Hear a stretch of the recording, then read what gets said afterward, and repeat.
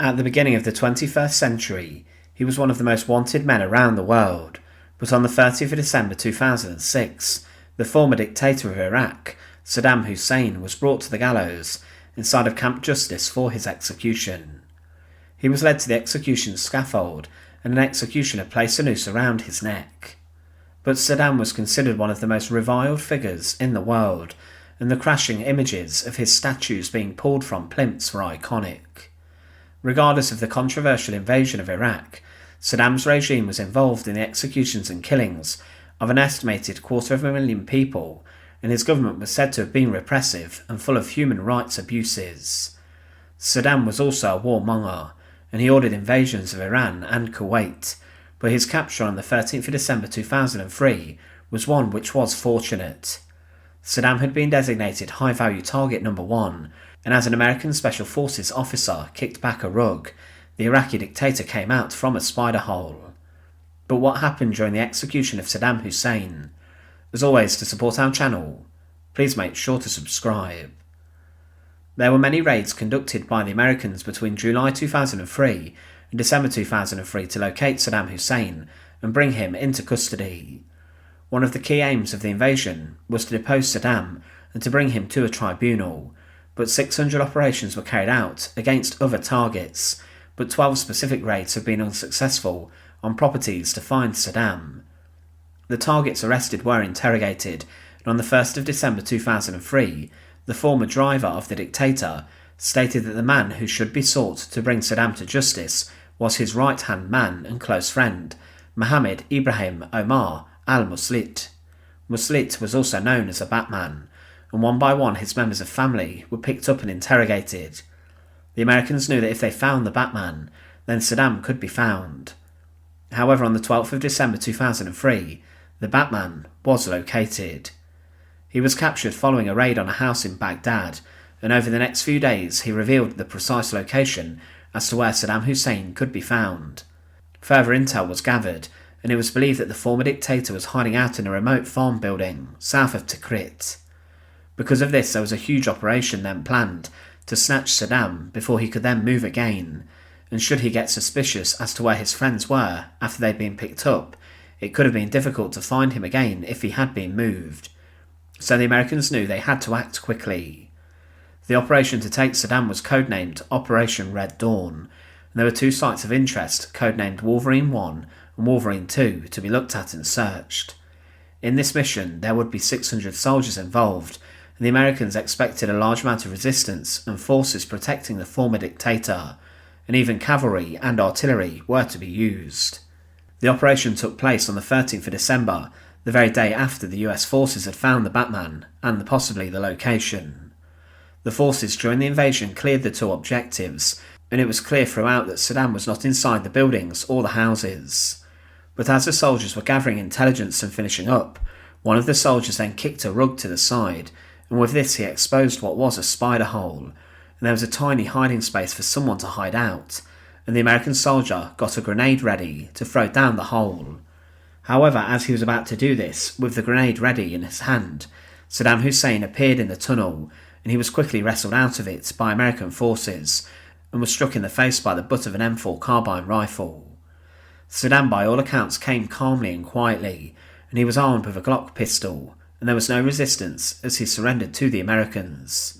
He was then transferred to Baghdad and was held in custody at the airport, and he also had with him an AK-47 as well as around $750,000.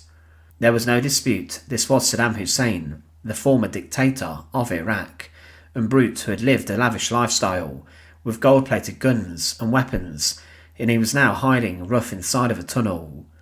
It was pure chance that he was captured. However, following his arrest, the world learned of his capture, and they saw images of him being medically inspected, but he was then brought to a trial.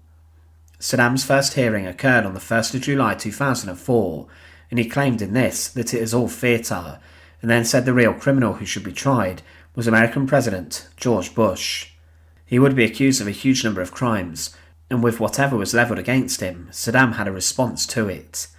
When accused of ordering the 1990 invasion of Kuwait, Saddam said he did this as the people were dogs who were trying to negatively bring their lifestyle to the women of Iraq, and he was a crude man, and he did not hold his tongue. But Saddam was accused of many different charges, including the killing of 148 Shiites from Dajjal in reprisal for an assassination attempt against his own life. The courtroom's legitimacy was questioned by Saddam, and he did not recognise the authority of it, and he claimed that the whole case built against him was on false information. He stated that he was the president of Iraq, and he tried to defy the court a number of times, and even told them to go to hell, and also refused to enter the courtroom, and complained about the conditions of his imprisonment. Saddam stated the Americans had tortured him, and he claimed that, "I've been beaten on every place on my body, and there are signs all over my body." However, on the 5th of November 2006, years after his capture, Saddam Hussein was sentenced to death by hanging for the slaughter of 148 Shiites. As always, Saddam remained defiant in his demise, and he screamed to the courtroom, "Long live the people, long live the Arab nation, down with the spies, God is great." Further appeals were lodged to overturn the death sentence. However, a final one was rejected on the 26th of December 2006, and the death sentence of the former Iraqi dictator was then confirmed. It was stated then that Saddam must be executed within 30 days of this date, and this may have been to prevent possible escape attempts and breakouts.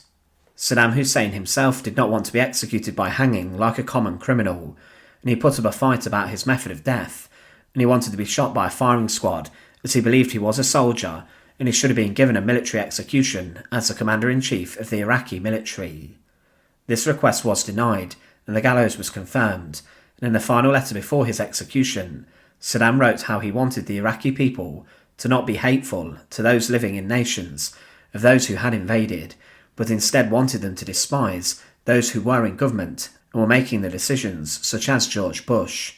Saddam also said he was ready to die and that he would be a martyr.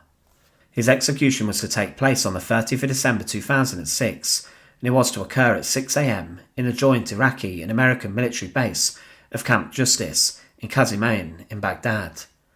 Saddam was given a final meal of chicken and rice, along with a cup of hot water and honey, and it was claimed of his execution that the Americans wanted to delay the execution by 15 days because they weren't keen on having him executed straight away. But the day before the execution, the Prime Minister's office provided all the documents they asked for, and the Americans changed their minds when they saw the Prime Minister being very insistent. It was a case of finalising details. The Americans, it's believed, had little or no direct involvement in the execution of Saddam, as he was handed over to the Iraqi government to carry out the sentence. He was to be executed on his own, and there are a few differing reports about the proceedings. Before, it's believed that Saddam was calm and was submissive, and he entered the execution chamber carrying the Quran. But then something changed. One witness to the execution claimed that Saddam began shouting, "Down with the invaders," and he was then asked if he had any fear or remorse, and Saddam then replied, "No, I am militant. I have no fear for myself. I have spent my whole life in jihad, fighting aggression. Anyone who takes this route should not be afraid." Following this, there was a less dignified end, and the witnesses wanted to give Saddam a piece of their minds. The noose was fetched and then secured around his neck, and after the rope was secured, Saddam screamed, "Do you consider this bravery?" And then another witness, whilst an Islamic prayer was being said, shouted to Saddam, "Go to hell." Saddam responded with, "The hell that is Iraq." But another guard then gave the former dictator a piece of his mind and said, "You have destroyed us, you have killed us, you made us live in destitution." And Saddam replied, "I have saved you from destitution and misery, and destroyed your enemies, the Persians and Americans." But then the deputy prosecutor tried to bring proceedings to a calm, saying, "Please stop, this man is facing an execution."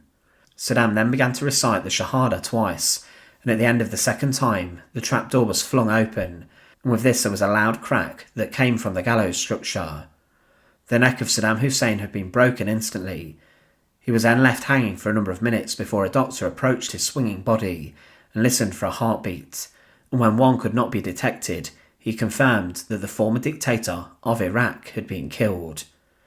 There were a number of rumours following his death that did emerge which were disturbing, including one in which it was said his body may have been stabbed a number of times, but it was said by witnesses that this did not happen.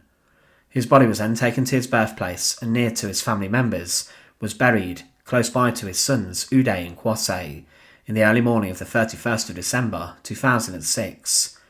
The tomb was then destroyed, which held his body, and his body was then removed by Sunni tribal groups who took possession of his remains. The execution of Saddam Hussein attracted a significant amount of criticism, following the gallows door being sprung open. Some believed that the trial wasn't just, and that he was made a martyr in his execution, but to the world, Saddam was a man who led an oppressive regime in which thousands of people were executed and killed inside of it. The reasons for the invasion of Iraq, and also the circumstances surrounding it, are still debated and are controversial still today, as some believe that it was an invasion which had very little justification. However, hundreds of innocent servicemen died in the campaign in Iraq. But the problems with the country were not fixed following Saddam's execution, and the American troops, along with their allies, remained inside of the nation for many years. Thanks for watching. To support our channel, please make sure to subscribe, and once again, thank you so much for watching.